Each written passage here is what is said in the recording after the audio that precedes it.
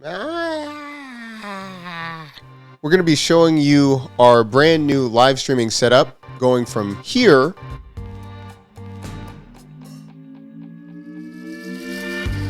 to this. We're going to be going through the studio tour, and you're going to be learning 3 things. Number 1, the hardware. Number 2, the software that we use for live streaming in all of our videos. Number 3, the tech I would use to get started streaming. Number 1, let's go over the hardware. We're using a couple different cameras right now. Our main camera is the new Sony SVE10. I believe that's right. That's going to be our main camera. That's what you're seeing right now. Also, we have additional cameras that we'll have shown in a second. It's our Logitech 920C, and then it's like 1080p. So there's a Logitech back there, and then we have another one that is going to be more forward-facing that you'll see this one. And we use this for different shots and go from there. But our main shot, again, is the Sony SVE10. This is something new. Before we had our main one, our trusted Canon. This is a Canon EOS 6D. So the 6D we had for quite a long time. To be honest, I just wasn't very good at the settings, and my wife had to keep helping me over and over again. So we use this for shooting, for some of our thumbnails and things like that. For our main streaming camera and everything else, it's still going to be our Sony, our new one that we have here. The reason I like this camera is it will do autofocus, it will do the blurry background, all of those things. So it will be able to focus on my face and then do all of those settings that I wanted. So that's the main thing. Also, too, it has a clean HDMI out, and right now I'm using the USB-C to my USB port, and I don't have to worry about any drivers or anything like that. Before, I had to download the beta driver for the Canon, and then it only works sometimes, and then I had to still use the Elgato cam link, the 4K cam link, and that was like an extra $200 or something like that. So again, this streamliner production where now I can just plug it into the port, we're good to go. We have a diffuser that we have up here now. We have another light here. Also, we redid the back section of the office. Before, it was a lower table that was just a lot wider. Went to IKEA, knocked this out. It was just a regular, I don't know. I'm sure we're going to have a link to what that is, or something will pop up and we'll show you what it is from IKEA. We're not getting sponsored by IKEA, but that's what we're using. And then we have LED lights. The strips, we had them mounted a different way, so they were redone that way. Thank you to my wife. I am pretty bad at all of that stuff, so she redid that section. And again, it gives us more of a profile, so you can see more of my shelf and everything like that. Stay tuned. There's probably going to be more helmets and different, Easter eggs and things like that. I have another light up here, and then we just reorganized it. We have 2 different desks. IKEA again. This is all just IKEA. Next, let's take a look at the software. Actually, that picture, now we can actually see how the office and the studio has changed over time.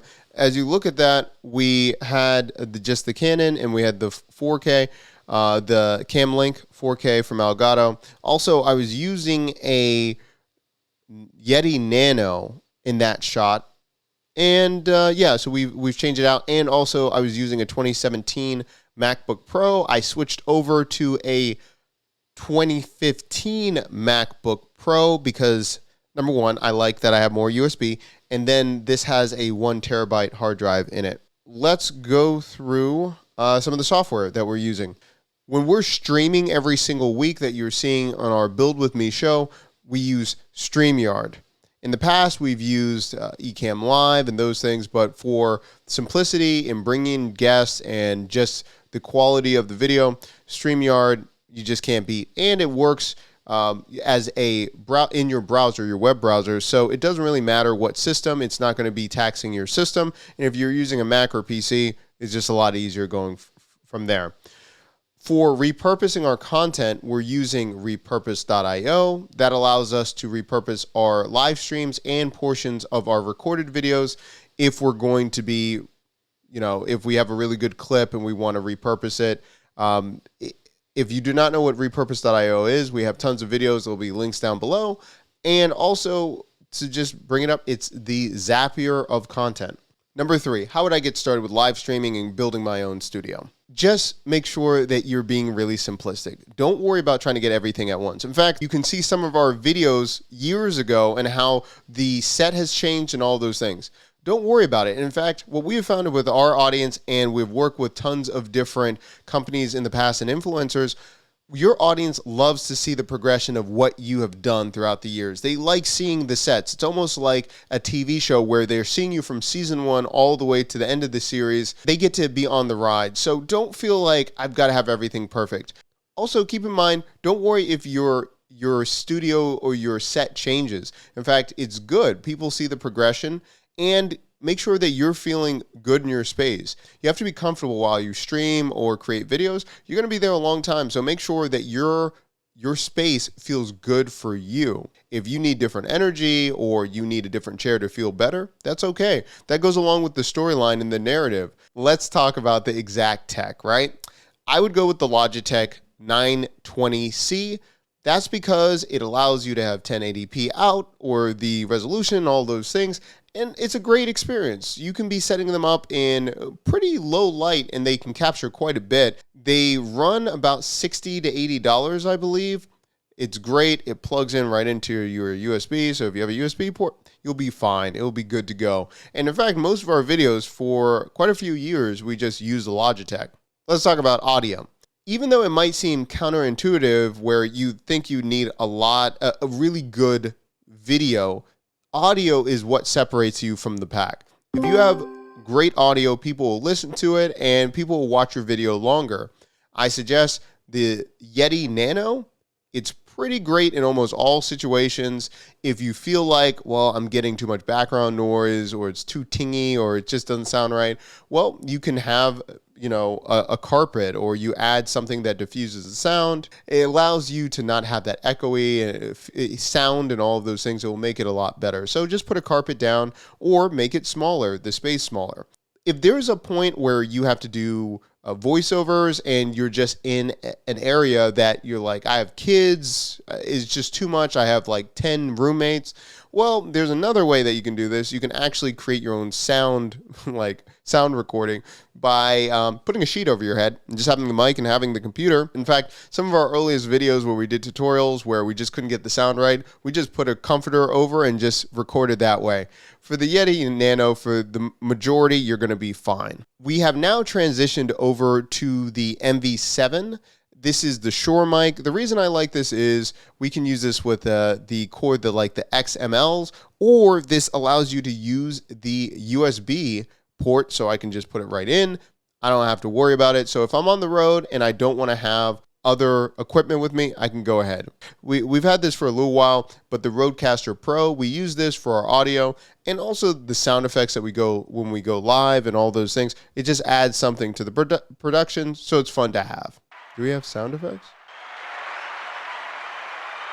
Things like that. It brings something to the production. And for live streaming, when you're trying to get people's attention or you're trying to keep the audience engaged and introducing them or noticing what their comments are, having just triggers for different sounds, it's really great. Let's talk about being comfortable. For a chair, I would just say something that has good support. And this allows you, especially if you're starting with streaming for a couple hours, you want to make sure you have this. I started in a really bad jacked up chair and I had tons of back problems. And so I just suggest either get a lumbar support, something that will make you feel a little bit better.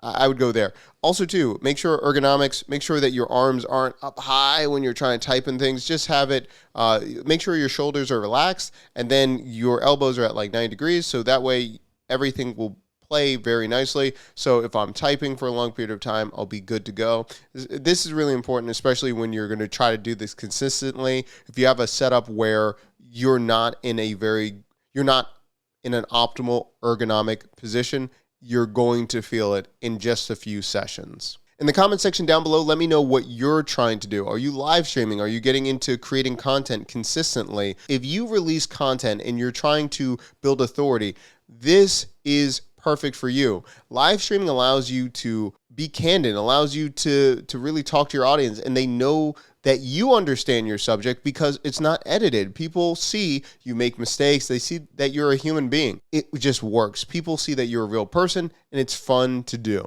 In the comment section down below, let me know what you're working on. Are you just getting started with streaming? Are you doing this to create content for your brand? Let me know. And if you like content like this, make sure you like and subscribe to the channel. We do this every single week. Next, we're going to be seeing how you can use your content to scale your brand. Turn everything off. Oh, don't hit anything. Is it not going to work anymore? No. Tell me when. How are you going to fix it?